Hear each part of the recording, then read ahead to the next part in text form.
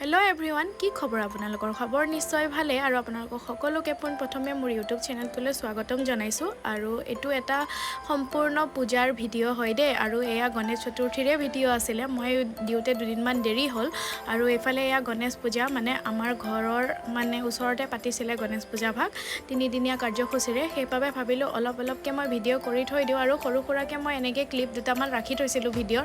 আৰু এইফালে এয়া মানে মূৰ্তি ভাগ আমাৰ ফালৰ পৰা প্ৰদান কৰা হৈছিলে, সেইটো কাৰণে মানুহজনে বহি ল'লে পূজাত, আৰু মানুহজনৰ কাষতে মই পূজাত বহিলোঁ। আহি পেলাই প্ৰথমতে চাকি বন্তি জ্বলাই লোৱা হোৱাৰ পাছত তাৰপিছত এইফালে এই পূজা ভাগ আকৌ ৰাজহুৱা আছিলে দেই, মানে ঘৰুৱা পূজা নহয়, আৰু সকলোৰে হৈ পেলাই আমি পূজাত বহি পেলাই পূজা ভাগ কৰিলোঁ সকলোৰে মংগলৰ কাৰণে। আৰু এইফালে এয়া পূজা হৈ আছে, আজি প্ৰথম দিনাখনৰ পূজা। আৰু এইফালে পূজা হোৱাৰ পাছত এয়া আৰতিও হৈ আছিলে, আৰু সকলোৱে আমি এনেকৈ থিয় হৈ পেলাই আৰতি কৰি ল'লোঁ। আৰু এয়া চাওকচোন, এনেকুৱা সময়ত খুবেই ভাল লাগে আৰু পূজা কৰি মেলি এনেকৈ। তাৰপিছত এইফালে আকৌ প্ৰসাদ খোৱা সময়ত লগৰ এজনক লগ পালোঁ, তাৰপিছত প্ৰসাদ খাই মেলি মই আকৌ ঘৰলৈ গুচি গ'লোঁ। তাৰপিছত এয়া হৈছে সন্ধিয়া আৰতি কৰা সময়ত সন্ধিয়া আকৌ আহিছিলোঁ। তাৰপিছত এয়া চাওকচোন, সন্ধিয়া সময়ত অকণমান মানুহৰ ভিৰ হৈছিলেই, আৰু আৰতি কৰি মেলি গুচি গ'লোঁ ঘৰলৈ। তাৰপিছত আজি আকৌ নেক্সট ডে, মানে কালি ইমানকৈ ভিডিঅ'টো আপোনালোকক দেখাই নাথাকিলোঁ, আৰু আজি দ্বিতীয় দিনাখনৰ পূজাৰ মানে পূজাবোৰ আৰম্ভ হৈছে আৰু পূজা। আৰু এইফালে পূজা শেষ হোৱাৰ পাছত এইফালে এয়া প্ৰসাদ বিলাই আছে, আৰু মোকো দিলে। আৰু প্ৰসাদ বুলি ক'লেতো মই ভালেই পাওঁ খাবলৈ, আৰু প্ৰসাদ বস্তুটো মোৰ খুবেই প্ৰিয়। খাই বৈ ল'লোঁ, আৰু এইফালে এই টিকলাটো চাওকচোন, ইমান মৰম লগা কিউট, আৰু তাক মই ভিডিঅ' কৰি থকা দেখি পেলাই সি মোৰ মোবাইলটো কাঢ়িবলৈ গৈ আছিলে। সি আচলতে আমাৰ ঘৰৰ ওচৰৰে দাদা এজনৰে ল'ৰা, আৰু তাক চাওকচোন বাৰে বাৰে মোৰ মোবাইলটো কাঢ়িব গৈ আছিলে। আৰু এইফালে এয়া দেখিছে নহয়, খিচিৰি পূজা বুলি ক'লেতো খিচিৰি মেইন হ'ব ন, সেইটো কাৰণে খিচিৰি খাবই লাগিব। আৰু তাতে আকৌ আজি বতৰটোও খুব ঠাণ্ডা আছিলে দেই, সেইটো কাৰণে খিচিৰি খায়ো খুব মজা লাগিলে। আৰু খিচিৰিখিনি যোনে বনাইছিলে খুবেই ধুনীয়াকৈ বনাইছিলে, আৰু খুব টেষ্টি হৈছিলে দেই।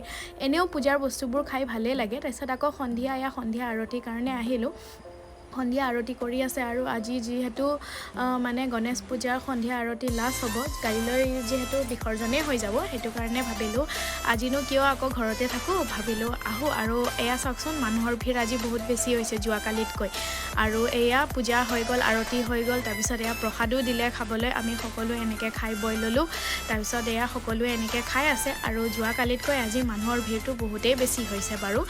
আৰু এইফালে বৰষুণো দি দিলে। তাৰপিছত এয়া পণ্ডিতজী আমাৰ, আৰু তেওঁ মোক কিবাকিবি সুধি আছিলে ভিডিঅ' কৰা দেখি, আৰু তেওঁক মই কৈছোঁ নতুনকৈ ইউটিউব চেনেল এটা খুলিছোঁ, আপুনি চাব, ছাবস্ক্ৰাইব কৰি দিব। আৰু তেওঁ কৈছে ভাল কাম কৰিছে, আৰু আগলৈ আগবাঢ়ি যোৱা। আৰু তেওঁ তেনেকৈ কোৱা দেখি ভাল লাগিলে, আশীৰ্বাদ দিয়া দেখি।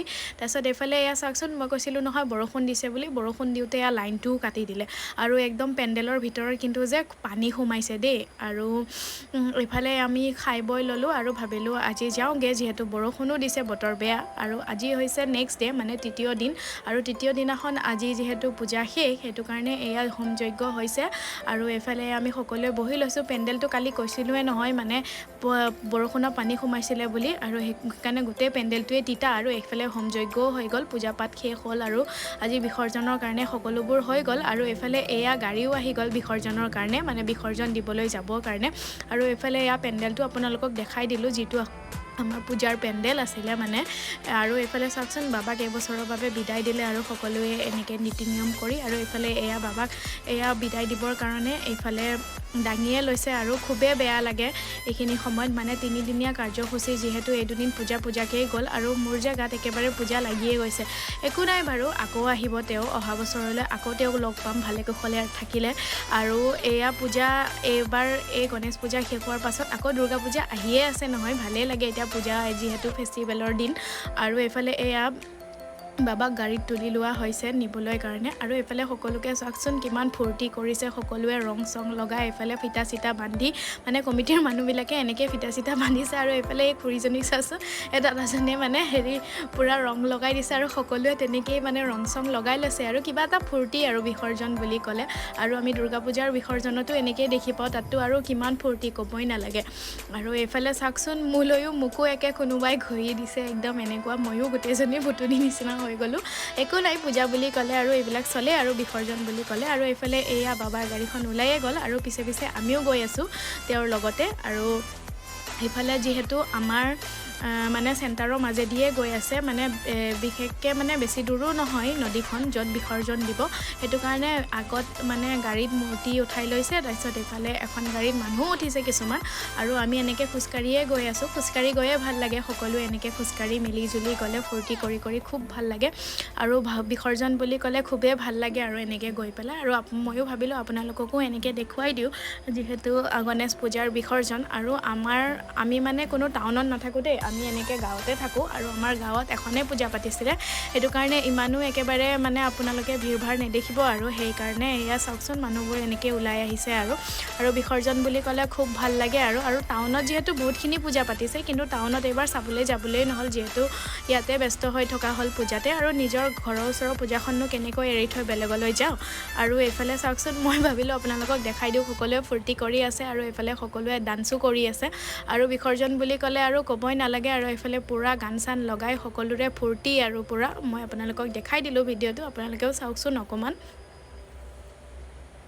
আৰু মোৰ লগতে আপোনালোকেও পূৰা এনজয় কৰিব আৰু ময়ো পূৰা এনজয় কৰি গৈ আছিলোঁ আৰু এইফালে চাওকচোন মানে গোটেই মূৰে চূৰে মানে ৰং ছটিয়াই মেলি সকলোৱে একদম ভূত হৈ আছে আৰু তাৰপিছত এইফালে এয়া পামেই আৰু আহি পালোহি আৰু বিসৰ্জনৰ ঠাই মানে কৈছিলোঁৱে নহয় বেছি দূৰ নহয় বুলি ওচৰতে আমাৰ কাষতে আছে নদীখন আৰু এইফালে এয়া আহি পালোঁৱে নদীৰ ওপৰত আৰু এইফালে নাচি আছে আৰু এইফালে এয়া গণেশ বাবাৰ মূৰ্তিজনাক এইফালে গাড়ীৰ পৰা নমাই মেলি এয়া লৈ গ'ল পানীলে ময়ো যাম বুলি ভাবিছিলোঁ কিন্তু আচলতে পানীখিনি বহুত দ আছিলে সেইটো কাৰণে সকলোৱে ক'লে নালাগে যাবলৈ মানা কৰাৰ কাৰণে নগ'লোঁ আৰু এইফালে এনেকৈ ঘূৰাই বাবাক এনেকৈ বিদায় দিয়া হৈছে আৰু এইফালে কিবা নিয়ম আছে চাগে নাজানো আৰু মানে দুৰ্গা পূজাৰ বিসৰ্জনটো তেনেকৈ ওচৰৰ পৰা দেখিবলৈ নাপাওঁ ন বহুত দূৰৰ পৰাহে দেখিবলৈ পাওঁ আমি সেইটো কাৰণে আৰু এই বছৰৰ বাবে বাবাক বিদায় দিয়া হ'ল আৰু কিবা ভুল ভ্ৰান্তি হ'লে বাবাই যাতে আমাক ক্ষমা কৰে আৰু অহা বছৰ আকৌ লগ পাম বুলি আশা থাকিল আৰু ভাবিলোঁ আপোনালোককো এনেকৈ দেখাই দিওঁ আৰু আপোনালোকৰ সকলোৰে মংগল হওক বুলি তাৰে কামনা কৰিলোঁ